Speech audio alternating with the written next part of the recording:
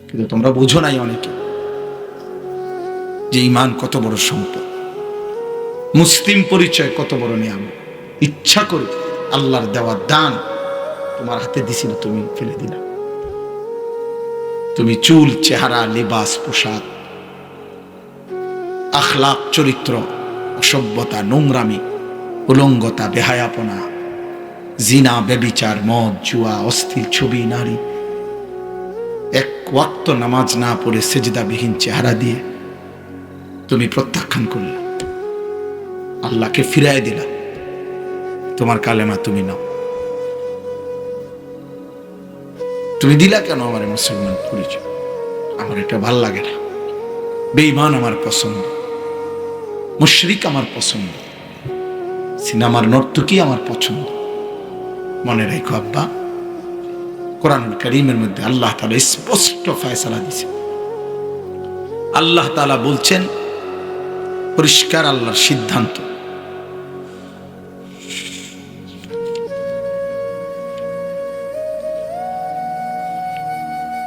এই যে আল্লাহ তাআলা বলেন কুতিবা আলাইহি, সূরা হজ্জের মধ্যে আছে। আল্লাহ বলেন এটা আমি আল্লাহ তাআলার ফয়সালা, সিদ্ধান্ত করে দিলাম, লিখে দিলাম।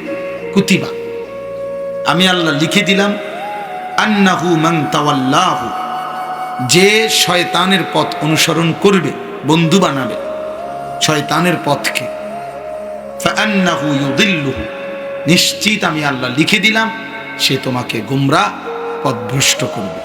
ওয়াহদিহি ইলা আযাবিস সাঈর, এবং অচিরেই এই শয়তানের পথ, শয়তান তোমাকে জাহান্নামের আযাবে পৌঁছিয়ে দেবে।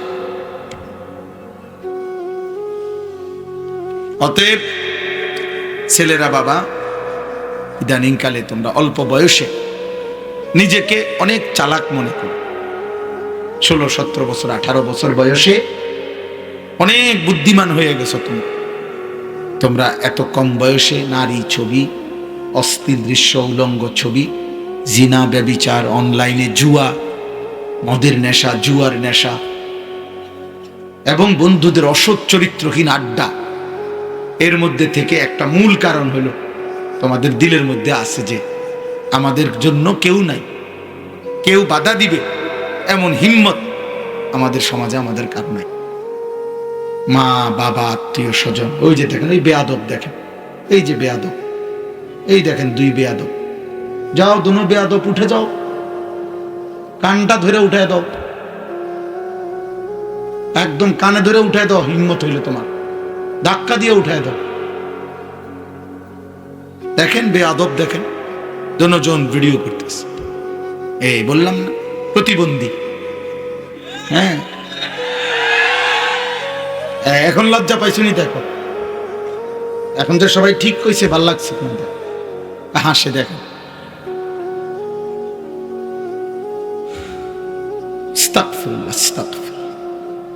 ব্রেইনে কাজ করে।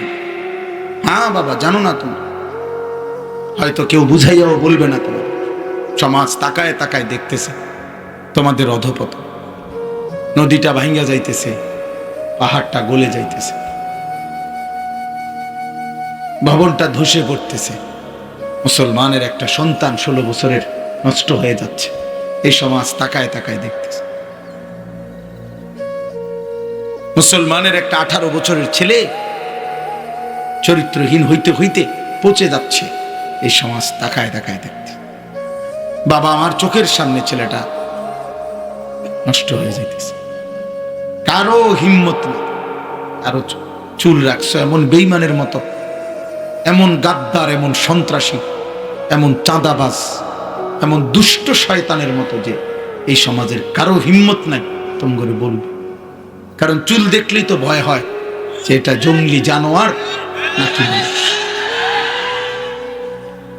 চলো আব্বা, মনে রাখো, চলতে থাকো, একদিন থামতেই হবে।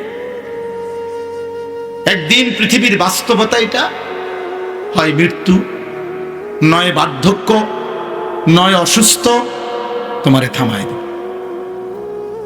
মৃত্যু এসে তোমারে থামাবেই, বৃদ্ধ বার্ধক্য আইসা তোমাকে থামাবেই, হয়তো কোনো বিপদ, অ্যাক্সিডেন্ট তোমারে থামায় দেবে। একদিন শুনবা শরীরে এমন রোগ বাসা বাঁধছে। আজকে এক ভাই আমার লগে দেখা করছে, কইছে হুজুর আমি একটা মিনিট আপনার সাথে কথা কইতে চাই। আমি চিনতাম তাকে, মোটরসাইকেল চালাইতো, ব্যবসা করত, সারাটা ক্যান্টনমেন্ট ঘুরত, সারাদিন পরিশ্রম করত। উনি ভালো মানুষ, আমার সাথে 1 মিনিট দেখা করতে দাঁড়াইছিল। আমি ভুলে গেছি, আবার গাড়ি ঘুরাইয়া ওনার সামনে গেছি। বললাম কি সে ভাই? কয় চেহারাটার দিকে তাকাইয়া বলল যে হুজুর আমি মনে হয় আর বেশি দিন বাঁচবো না, আমার এমন মারাত্মক রোগ হয়েছে যে আর বেশি। উনি একটা কাগজ দিছে, আমার ছেলে মেয়েগুলোর নাম আপনার কাছে দিলাম, আপনি একটু দোয়া করেন। বলছে আমার মেয়েটা একটু বড় হয়েছে, আপনি যদি পারেন হুজুর একটা কোনোদিন আমি যদি নাও থাকি, না বাঁচি, আমার মেয়েটার জন্য একটা ভালো ছেলে দেখেন। আমি তাকাই রইলাম। এই জন্য দোস্ত থামাই দিবে তোমার, প্রতিদিন কেউ না কেউ থেমে যাচ্ছে। অনেক আনন্দ, অনেক হাসি, অনেক ফুর্তি, অনেক সুস্থতা থেমে যাচ্ছে। তুমিও থেমে যাইবা।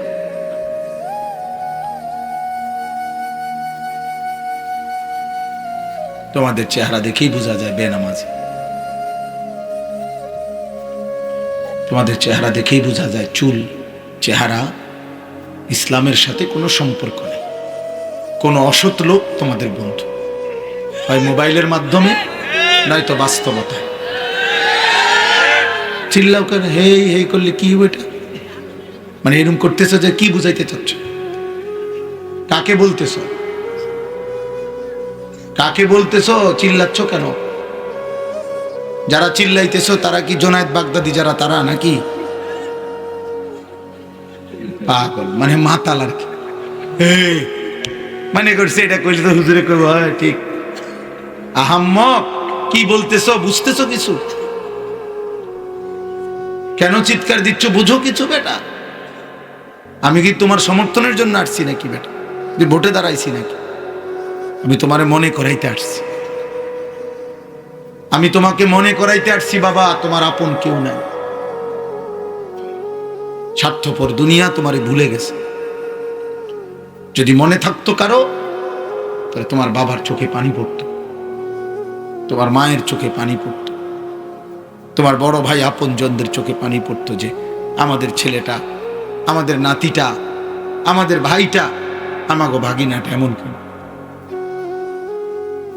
আমার এই ছোট ভাই যে বয়ান করছে, প্রয়োজনে তারা এখন ডাইকা আমি জিজ্ঞাসা করো। এক ছোট ভাই, আপন ভাইকে আমি সন্তানের মতো হাতে ধরে রাখছিলাম। আজীব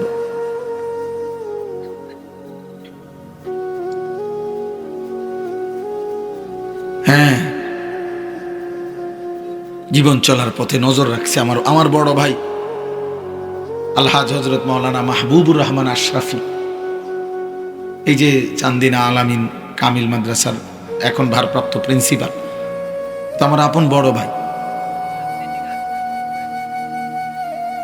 উনি আমারে কুলে কইরা মাদ্রাসায় যখন আমারে দিয়ে আসতো আগে ছোটবেলায়, তখন আমারে কোনোদিন উনি সিটে বইতে দেয় নাই। সিট না নিয়া মানে সিটে নিতে পারতো ভাই, আমার আদর করে কোলে করে আমার মাদ্রাসায় দিয়ে আসছে। এত আদর করছে,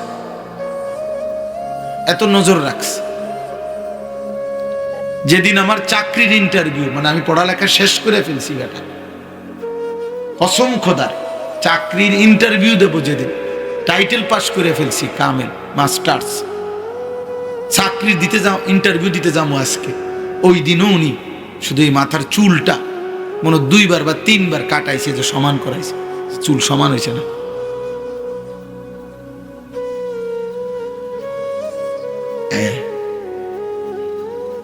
এত সোজা না আব্বা, জীবন অনেক লম্বা, মানুষের জীবনের কোনো শেষ নেই, কখনো শেষ হয় না, কোনোদিন শেষ হবে না মানুষের। যার একবার জন্ম হয়েছে তার আর শেষ নাই, মৃত্যু আছে, শেষ নাই। মৃত্যু আর শেষ এক কথা না। তার মৃত্যু হয়েছে ঠিক, এটা সঠিক, কিন্তু মৃত্যু মানে স্থানান্তর। এবার সে কবরে গেছে, কবর মানেও শেষ না, এবার সে আবার হাসরের ময়দানে, হাসরের ময়দানও শেষ না, এবার সে মিজানের পাল্লার সামনে ওজনের জন্য যাবে, এখানেও শেষ না, এবার সে ফুলসিরাত পার হইতে হবে, এখানেও শেষ না, হয় তাকে জান্নাতে যেতে হবে নয় জাহান্নামে যেতে, জান্নাতেও চিরস্থায়ী জাহান্নামেও চিরস্থায়ী, তাইলে শেষ হলো কই? মানুষের শেষ হলো কই? মানুষ কেবল স্থানান্তর হয়, মানুষ কেবল জায়গা বদলায়, এই জন্য মৃত্যুকে ইন্তেকাল বলে। মৃত্যুকে কি বলে? ইন্তেকাল মানে স্থানান্তর, ইন্তেকাল মানে জায়গা নাড়া, এখানে ছিল এখানে নিয়ে আসছে, এই যে ইন্তেকাল মানে আমি এই কাগজগুলোকে স্থানান্তর করলাম। এই জন্য আব্বা সবচেয়ে জরুরি বিষয়, কার সাথে চলতেছ, আরে বন্ধু বানাচ্ছ, মোবাইলে হোক আর বাস্তবে হোক। জীবনটা, মানুষ মানেই সমাজবদ্ধ জীব। আমি এই আয়াতের তর্জমা বলার জন্য এই কথাটা বলতেছি। মানুষ মানে সমাজবদ্ধ জীব। মানুষ একাকী থাকতে, বেঁচে থাকাকালীন, কবরে তো একাকী থাকবেই, ঠিক আছে, কিন্তু দুনিয়াতে মানুষ যখন মানুষ বেঁচে আছে, সুস্থ হায়াত আছে, একাকিত্ব মানুষ পছন্দ করে না, একা থাকতে চায় না। মানুষের স্বভাবজাত এটা ধর্ম যে সে কারো না কারো সঙ্গী হয়, কারো না কারো সঙ্গে থাকে, একাকিত্ব পছন্দ করে না। একাকিত্ব, বেঁচে থাকাকালীন একাকিত্ব, এটা অনেক বড় মুসিবত। কয়েক বছর আগে, 5-7 বছর আগে একবার এক বড় শিল্পপতি পত্রিকায় সবখানে অনলাইনে আসছিল যে উনি হাজার হাজার কোটি টাকার মালিক, কিন্তু পরিবারের সবাই তার থেকে বিচ্ছিন্ন হয়ে যাওয়ার কারণে একাকিত্বের যন্ত্রণায় লাইভে একেবারে প্রকাশ্যে নিজের মাথার মধ্যে নিজেই পিস্তল দিয়া গুলি করে নিজেকে নিজে হত্যা করছে। এই বাংলাদেশে আত্মহত্যা করছে, শুধু এই দুঃখে যে আমার সব থেকেও কিছুই নাই, কারণ আমার আপনজনরা কেউ আমার পাশে নাই। একাকিত্বের যন্ত্রণায় আত্মহত্যা করে মরে গেছে। আত্মহত্যা। ইউরোপে, আমেরিকায় হাজার হাজার মামলা কোর্টে, এই কারণে যে এই ভাই কথা কইও না ভাই, চলে যাও ভাই, দোস্ত চলে যাও, আব্বা অনেক রাত হয়েছে, ফাইজলামি করো না, আব্বা উঠে যাও, রাত হয়েছে, গিয়ে ঘুমাও বাবা। আবারও হাসে, তোমারে চলে যাইতে বলছি, যাও গা আব্বা। আমি বললাম তো, আমি তো ভোটের জন্য আসছি না তোমার, তুমি একজন কম হইলে কিচ্ছুই তো না। সাবধান, আমি নজর রাখি, এটা আমার সারা জীবনের অভ্যাস, 21 বছরের অভ্যাস, এবং সদর বদর মানুষ আমার নজরে পড়ে, এটা সবাই জানে। আমার ছাত্ররাও, আমার ছাত্র জীবন, শিক্ষকতার জীবন, উল্টাপাল্টা মানুষ আমার নজরে পড়ে। আমার কথা হলে আমার কোনো আপত্তি নেই, আমি একজনকে বললেও আমার কোনো অসুবিধা। আমার মনে কয়েকজন শ্রোতা আছে, চেহারা চিনি যাবো, এরা 2-4 জন শুনলো কিচ্ছু, তো এটা লোক কম হয়েছে, তো লোক কম হয়েছে কি হয়েছে, লোক বেশি হলে কি হয়েছে, গুনা মাফ। আমার মনে করেন লোক বেশি হয়েছে তো আমার কবর রাজার মাপ, তো তাই বেশি লোক দিয়ে করবো কি?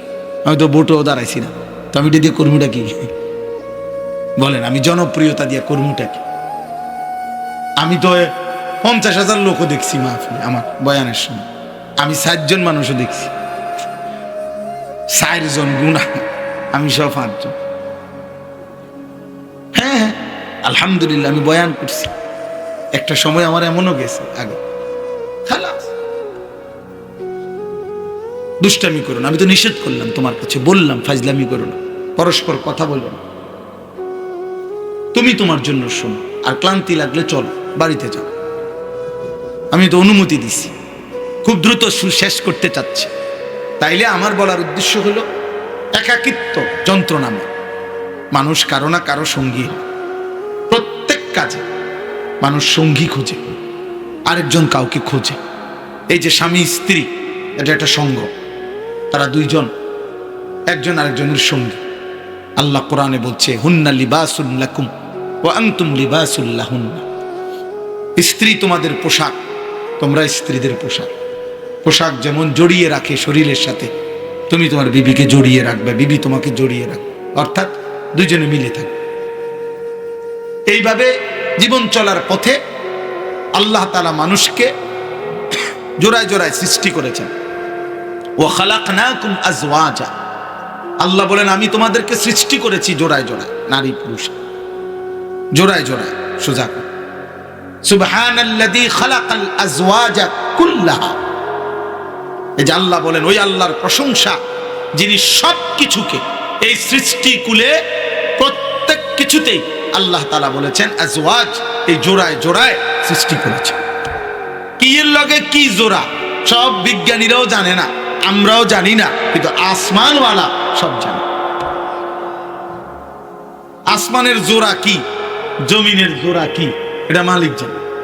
সূর্যের জোড়াটা কি, চাঁদের জোড়াটা কি, এটা আমাদের সব আপনারা আল্লাহ কইতে হইব, কাম করে জিগাইয়ে নিয়ে আল্লাহ দুনিয়া চালায়।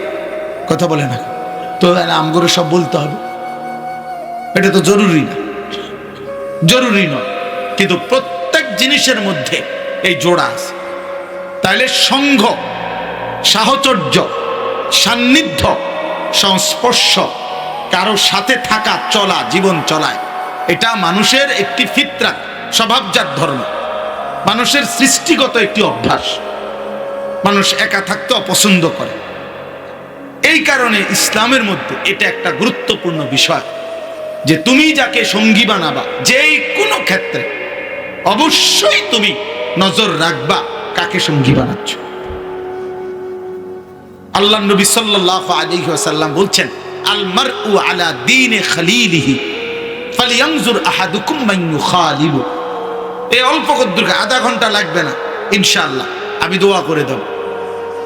শুধু সবাই আমার কথাটা মনোযোগ দিয়ে শোনো, ছেলেরা ভাই তোমরাও শোনো, বাবা একবারের জন্য শোনো, তুমি না মাইনো ঠিক আছে, কারণ আমি তো তোমার মানাইতে পারবো না, ফায়সালা তো আল্লাহর হাতে, ফায়সালা মালিকের হাতে।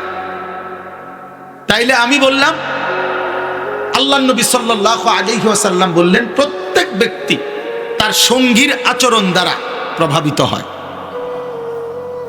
সঙ্গীর আচরণ দ্বারা কি হয়? প্রভাবিত হয়। সঙ্গীর আচরণ দ্বারা আকর্ষিত হয়। সঙ্গীর আচরণ দ্বারা নিজেকে গড়ে তোলে। আল্লাহ রাসূল সাল্লাল্লাহু আলাইহি ওয়াসাল্লাম বলেছেন ফালিয়ানজুর আহাদুকুম মান ইউখালিলু, অতএব তোমরা প্রত্যেকে উম্মত লক্ষ্য রেখো তুমি কাকে বন্ধু বানাচ্ছ, তুমি কাকে সঙ্গী বানাচ্ছ, এটা তুমি খেয়াল রাখো। আল্লাহ নবী সাল্লাল্লাহু আলাইহি ওয়াসাল্লাম বলেন ইন্নামা মাসালুল জালিসিস সালিহ ওয়াল জালিসিস সু কাহামিলিল মিস্ক ওয়া নাফিখিল কির। উত্তম সঙ্গী আর মন্দ সঙ্গী, খারাপ সঙ্গী, আল্লাহ নবী সাল্লাল্লাহু আলাইহি ওয়াসাল্লাম বলেন এই দুইটার উদাহরণ হলো একজন আতর বিক্রেতার মতো, আরেকজন কামারের দোকানদারের মতো। আল্লাহ নবী সাল্লাল্লাহু আলাইহি ওয়াসাল্লাম বলেন ফাহামিলুল মিস্ক, যিনি আতর বিক্রেতা, তুমি তার কাছে গেলে সে তোমাকে, তার থেকে তুমি তিনটা বিষয় পাবে। এক, ইম্মা আন ইউহযিকা, তুমি, সে তোমাকে নিজের থেকে কেনো বা না কেনো, হয়তো ছোট্ট একটা আতরের শিশি এমনিতেই তোমার হাদিয়া দিবে, উপঢৌকন দিবে, আচ্ছা ঠিক আছে আপনি এটা রাখেন। দুই, ওয়া ইম্মা আন তাবতাআ মিনহু, অথবা তুমি নিজেই পছন্দ করে যে কোনো একটা আতর সুগন্ধি কিনে নিবে। অথবা ওয়া ইম্মা আন তাজিদা মিনহু রিহান তাইয়্যিবা, অথবা কমপক্ষে সে যদি তোমারে নাও দেয়, তুমি যদি নাও কেনো, কিছুক্ষণ দাঁড়ায়া থাকার কারণে তোমার নাকে সুগন্ধি লাগবে। তার মানে সুগন্ধ ছাড়া এখান থেকে তুমি কিছুই পাবে না। দাম সে যদি দেয় তাও নিলা, তুমি কিনলেও নিলা, নয়তো তুমি ঘ্রাণ পাইবে। ওয়া নাফিখুল কির, আল্লাহ নবী সাল্লাল্লাহু আলাইহি ওয়াসাল্লাম বলেন আর কামারের দোকানদার, কামার বুঝেন তো না, লোহা পিটাইয়া যারা কি করে বিভিন্ন জিনিস বানায়, এই কামারের দোকানদার, আল্লাহ নবী সাল্লাল্লাহু আলাইহি ওয়াসাল্লাম বলেন তুমি তার কাছে গেলে কিছুক্ষণ বসলে সে তো তার কাছ থেকে তুমি দুইটা জিনিস পাবে। ইম্মা আইয়ুহরিকা সিয়াবাকা, হয়তো কিছুক্ষণ বসে থাকলে দেখবে কোনো এক ফাঁকে তোমার কাপড়ের কোনো কোনা পুড়ে গেছে, ওই যে কয়লার লাল এগুলো আগুনের কারণে পুড়ে গেছে। আর যদি তুমি খুব কেয়ারফুল থাকো যে কাপড় যাতে না পড়ে, ঠিক আছে, তবে ওয়া ইম্মা আন তাজিদা মিনহু রিহান খাবিসা, তাহলে অবশ্যই তার কাছে যতক্ষণ বসবে ততক্ষণ নাপাক দুর্গন্ধ এটা তো নাকে মিলবে। আল্লাহ নবী সাল্লাল্লাহু আলাইহি সাল্লাম বলেন, অতএব তুমি যদি ঈমান আমলওয়ালা কোনো ব্যক্তির সঙ্গী হও তার থেকে আতরের সুঘ্রাণ মিলবে। তুমি যদি কোনো ফাসিক, ফুচ্চার, পাপী, অসভ্য, চরিত্রহীন, লম্পট, মদখোর, গাঁজাখোর, নেশাখোর, চরিত্রহীন, আল্লাহর নাফরমান, নামাজ নাই, সেজদা নাই, বন্দিগি নাই, আল্লাহ নাই, রাসূল নাই, তো তুমি তার কাছ থেকে তোমার জীবনটা হয় সে নষ্ট করবে, আর নাই তো দুর্গন্ধ ছাড়া, অশ্রাব্য কথা ছাড়া, গালিগালাজ, বিশ্রী, অসভ্য কথা ছাড়া আর কিছু মিলবে না। অসংখ্য যুবক তোমরা, আমরা জানি বাবা, অসংখ্য যুবক তোমরা এক বয়সী যখন একত্র হও, নারীকে কেন্দ্র করে অশ্লীল ছবি দেখতে দেখতে, উলঙ্গ ছবি দেখতে দেখতে তোমরা এমন বিশ্রী কথাবার্তা নিজেদের মধ্যে বলো যা কোনো কুত্তাও বলে না। যদি কুত্তার জবান থাকতো তো কুত্তাও বলতো। মুসলমানের বাচ্চা এত নিকৃষ্ট কথা বলে, এত জঘন্য কল্পনা করে, হ্যাঁ, এমন অশ্রাব্য কথা বলে। তো আল্লাহ নবী সাল্লাল্লাহু আলাইহি সাল্লামের জন্য বলছেন উত্তম সংঘ এটা গুরুত্বপূর্ণ। এবার আসেন 3 নম্বর হাদিস। আল্লাহ নবী সাল্লাল্লাহু আলাইহি সাল্লাম বলেছেন, লা তুসাহিব ইল্লা মুমিনান, যে ঈমানদার নয় তুমি তাকে বন্ধু বানায়ো না। নবীজি বলছেন, ওয়ালা ইয়াকুল মালাকা ইল্লা তাকিয়ুন, ভালোবেসে মহব্বত করে মুত্তাকি, আল্লাহ ভীরু ব্যক্তি কাউকে তোমার সম্পদ থেকে কানা করিও খাওয়াইও না। বিপদে ফইরা, সাফে ফইরা, অথবা পারিপার্শ্বিকতার কারণে যদি নিরুপায় হইয়া কোনো কারণে 20-50 টাকা খাওয়াইতে হয়, খাওয়াইলা, কিন্তু কলিজার মধ্যে ভালোবাসা নিয়া কোনো ফাসিক, কোনো নাফরমান, কোনো পাপী, আল্লাহর দুশমনকে তুমি এক কড়া, এক লোকমা খাবার দিও না। আল্লাহ রাসূল নিষেধ করছে। হ্যাঁ, সরকারি ভাবে জেলখানার আসামিকেও তো খানা দেওয়া হয়, কিন্তু পছন্দের সাথে না। ফাঁসির দণ্ডপ্রাপ্ত আসামিকেও খানা দেওয়া হয়, কিন্তু সেটা তো মহব্বতের সাথে না। এরকম আর কি। তো এই জন্য আল্লাহ নবী সাল্লাল্লাহু আলাইহি সাল্লামের এই 3টা হাদিসের আলোকে এবার আমি শেষ আয়াতের তর্জমাটা বুঝাইতে চাই যে এই আয়াতগুলো যেগুলো আমি পড়ছি কোরআনুল কারীমের 19 নম্বর পারা, 25 নম্বর সূরা, সূরায়ে ফুরকান। এই ফুরকান, এই সূরার মধ্যে এই কথাটাই মূলত এই আয়াতগুলোতে আছে। কিয়ামতের দিন হাসরের ময়দানে প্রত্যেক নাফরমান পাপী ব্যক্তি, খোদার কসম আল্লাহ বলছে, অগণিত অসংখ্য পাপী নাফরমান ব্যক্তি হাসরের ময়দানে নিজেদের আঙ্গুল এইভাবে দাঁত দিয়া কামড়াইতে কামড়াইতে, আফসোস করতে করতে, দুনিয়ার যেই সমস্ত বন্ধু সঙ্গী যাদের কারণে সে গুনাহ আর পাপ আর অসভ্যতার, চরিত্রহীনতা, আল্লাহর নাফরমানি আর আল্লাহর অবাধ্যতা করেছিল, ওদের নাম স্মরণ করে করে আফসোস করবে, আফসোস আফসোস করবে, আর বারবার বলবে, হায় যদি রাসূলের কথা শুনতাম, যদি আল্লাহর কথা শুনতাম, যদি নেককার মানুষের সঙ্গী হতাম, যদি আল্লাহর প্রিয় বান্দাদের কথা শুনতাম। মক্কার কুরাইশদের একজন বড় সর্দার ছিল উকবা ইবনে আবি মুআইত, কুরাইশ কাফের। এই কাফের একদিন অনেক মেহমানকে দাওয়াত দিছিল, তার অভ্যাস ছিল সে মেহমানদারি করত। তো নবীজিকেও দাওয়াত দিছে। নবীজি যখন তার বাড়িতে আসছে, আল্লাহ নবী সাল্লাল্লাহু আলাইহি সাল্লাম তখন খাইতে বসে হাত ধুইতেছিলেন না, খাবার নিচ্ছেন না। তো উকবা ইবনে আবি মুআইত সে বলছে, মুহাম্মদ তুমি খাবার নিচ্ছ না কেন?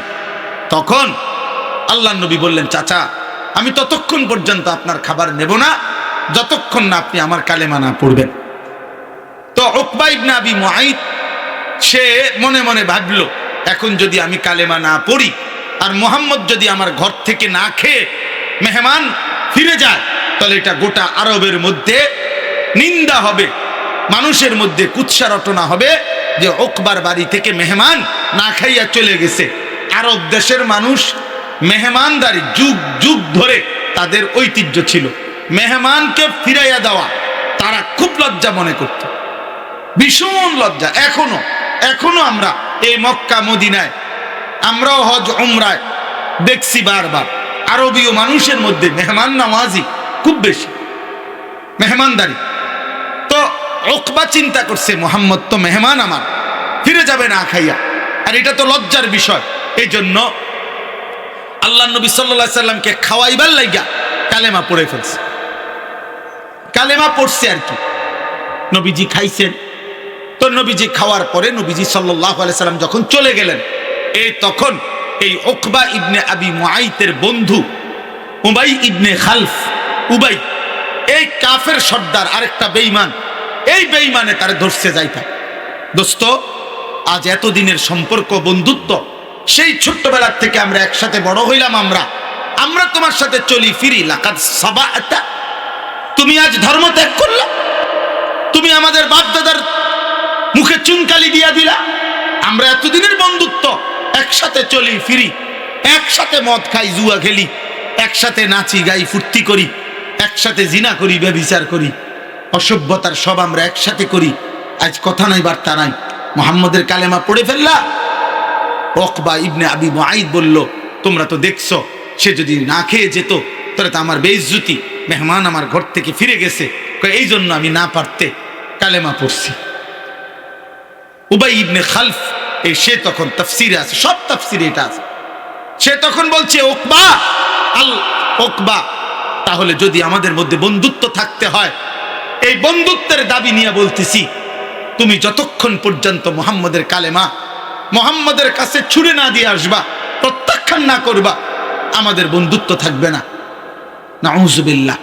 তখন উকবা বলছে, তাহলে আমারে কি করতে হবে দোস্ত? বলছে, মুহাম্মদ এখন যাইবা, যে অবস্থায় আছে ওই অবস্থায় নাউজুবিল্লাহ তার কপালে থুতু দিয়া তার কালেমা তারে ফেরত দেবে। আল্লাহর কসম ভাইয়া বাবা, এই বেঈমান, আহা, এই বন্ধুর খপ্পরে পড়ে, এই বন্ধু নামের এই শয়তানের খপ্পরে পড়ে এই বেঈমান